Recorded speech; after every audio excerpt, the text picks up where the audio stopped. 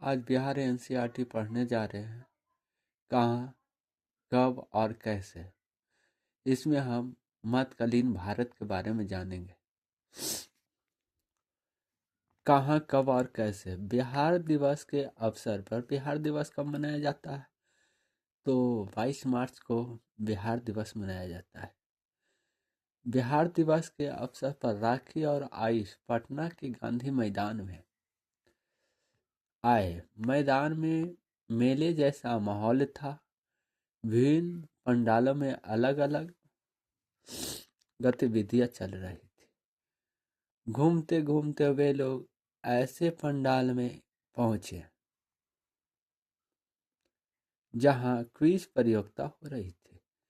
एक प्रश्न था, पटना का प्राचीन नाम क्या था? प्राचीन नाम क्या था? राखी तेजी से मंच की ओर बढ़ी। माइक अपने हाथ में लिया और जोर से बोली, पाटलिपुत्रा।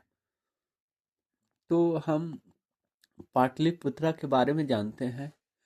तो अजाद शत्रु के नाम सुने होंगे। जो अजात शत्रु अपने पिता बिम्बिसार की हत्या कर शासक बनता है। उन्होंने ही पाटलिपुत्र सैन्य की स्थापना करते हैं और उनका पुत्र उदयन था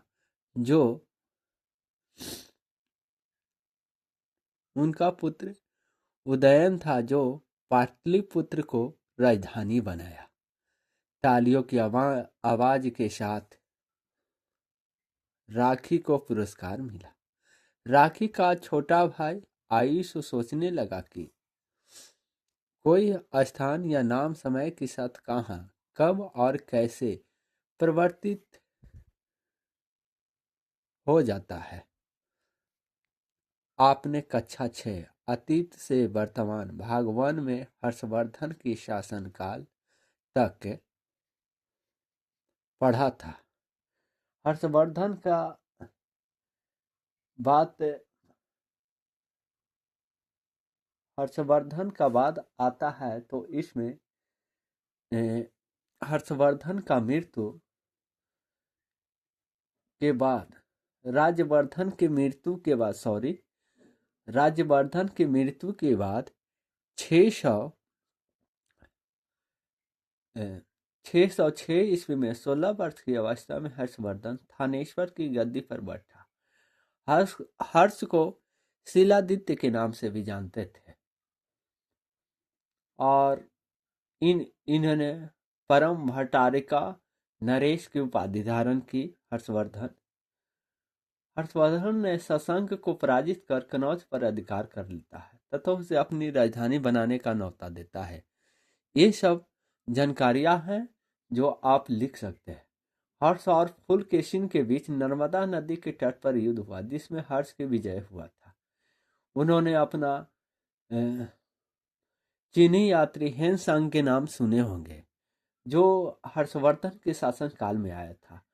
हर्षवर्धन को हेनसांग को ही यात्रियों का राजकुमार, नीति का पंडित, वर्तमान शकमुनि कहा जाता है। वह नालंदा विश्वविद्यालय में पढ़ने आए थे लेकिन बौद्ध ग्रंथ संग्रह करने के उद्देश्य से भारत आया था।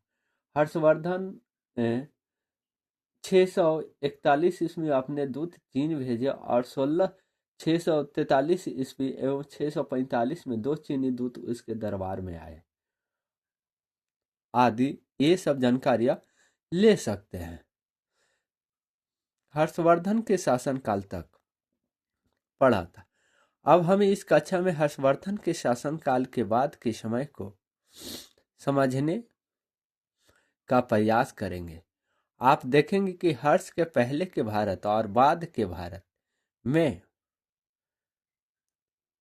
कौन कौन से परिवर्तन आए।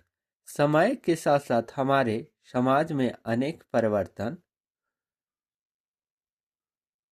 होते रहते हैं। ये परिवर्तन कभी शब्दों के अर्थ में तो कभी स्थानों के नाम, कभी भौगोलिक सीमाओं एवं जीवन शैली के संदर्भ में होते रहते हैं। समय के साथ व्यक्तियों के खान पान, वेशभूषा, पहनावा, रीति रिवाज आदि आदि में परिवर्तन होते रहते हैं। आप अपने ही देश के किसी दूसरे राज्य में जाएंगे तो वहाँ के खान पान, पहनावा आदि में अंतर देखने को मिलेगा। जब आपको भी उनके साथ कुछ दिनों तक रहने का मौका मिलेगा तो संभव है कि आपकी जीवन शैली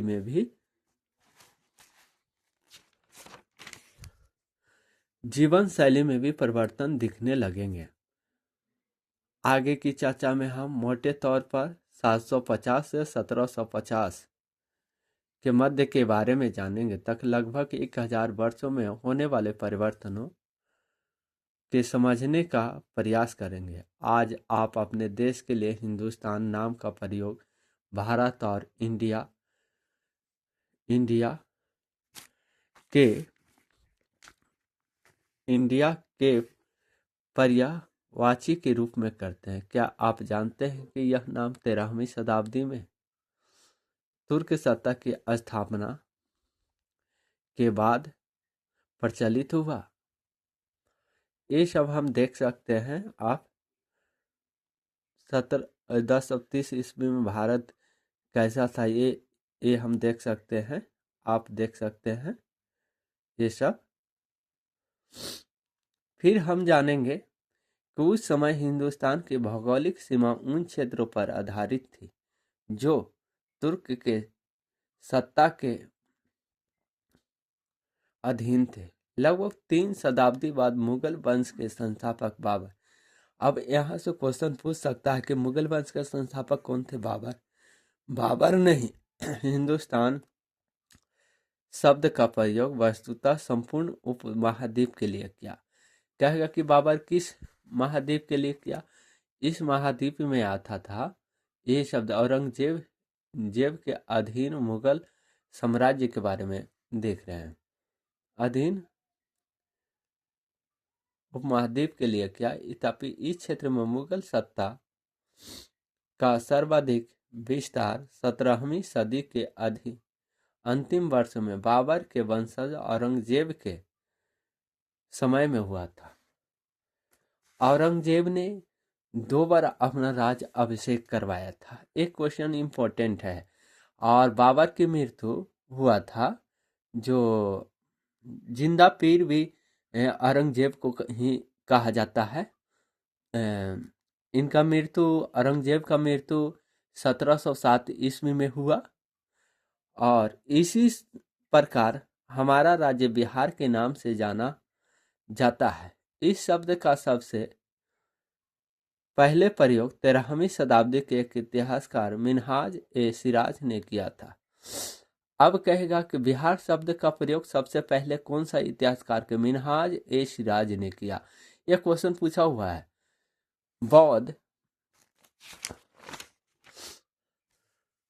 बौद्ध बिहारों की इस भूमि को अर्ज ए बिहार का नाम दिया। बौद्धों ने बिहार की इस भूमि को क्या नाम दिया? द अर्ज ए बिहार का नाम दिया। और मुगल काल में अकबर ने इसे प्रांत के रूप में गठित किया। मध्य युग भारत का आर्थिक जीवन मुख्यतः कृषि पर आधारित था। कृषि के साथ साथ छोटे स्तर पर भी अन्य आर्थिक गतिविधियों के संकेत मिलते हैं। इनसे व्यंजन, व्यापार और शहरी जीवन की रफ्तार धीरे धीरे बढ़ने लगी। इसमें विज्ञान तथा प्रौद्योगिकी के विकास की भूमिका महत्वपूर्ण थी। उत्पादन के क्षेत्र में आए टेक्निक परिवर्तनों के फलस्वरूप नगरों के विकास एवं उनकी संख्या में वृद्धि हो रही थी। लोगों के रहन सहन और विचारधारा में परिवर्तन के कारण भारत के साथ साथ पूरी दुनिया की प्रौद्योगिकी में बदलाव हो रहे थे। आइए हम इन विभिन्न क्षेत्रों को प्रौद्योगिकी में हुए परिवर्तन पर एक नज़र डालें। जैसा कि आप जानते हैं कि प्राचीन समय में ही खेती लोगों की आय का प्रमुख साधन रहा। पहले पहले खेतों की कोड़ाई के लिए कुदाल या फावड़ा का इस्तेमाल होता था। बाद में हल का इस्तेमाल होने लगा। खेतों की सिंचाई हेतु जल प्राप्त करने के कई साधन थे। वर्षों के जल को जल को भी तालाबों और कुंडों में इकट्ठा कर सिंचाई की जाती थी। कुओं से भी सिंचाई होती थी। कुओं से पानी को बाहर निकालने के लिए कई टेक्निक यंत्र प्रचलित थे।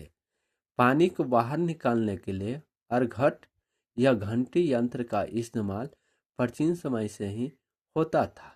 बाद में रहट का प्रयोग होने लगा। अब कहेगा कि मध्यकालीन भारत में कौन सा यंत्र का प्रयोग खेती की सिंचाई के लिए किया जा रहा था, तो राहट का प्रयोग। लेकिन प्राचीन भारत में हम अरघट या घंटी यंत्र का प्रयोग किया। सबसे प्राचीन घंटी यंत्र का प्रयोग होता था। आपने रुद्रदामन का जूनागढ़ अभिलेख के बारे में पढ़े होंगे। उसमें लिखा था सुदर्शन झील का निर्माण किसने किया, तो रुद्रदामन चंद्रगुप्त मौर्य के बारे में सुनेंगे। वह मरम्मत करवाया। किसके कौन करवाया था? पुष्प वैश्य ने करवाया। जंजीर लगी होती रहट में जंजीर लगी होती जो पानी को गहराई से निकाल पाना संभव बनाती। वहीं दांतेदार पहिए इसे पशु शक्ति के उपयोग और जंजीर की खेती को ठीक तरह से नियंत्रित करने में सक्षम बनाते हैं। आज भी कई गांवों में कहीं कहीं सिंचाई के लिए राहट का प्रयोग आप आसानी से देख सकते हैं। प्राचीन भारत में वस्त्र उद्योग के क्षेत्र में धागों की कटाई के लिए केवल हाथ से चलने वाली पहिए और टकली का प्रयोग होता था। बाद में 13वीं शताब्दी के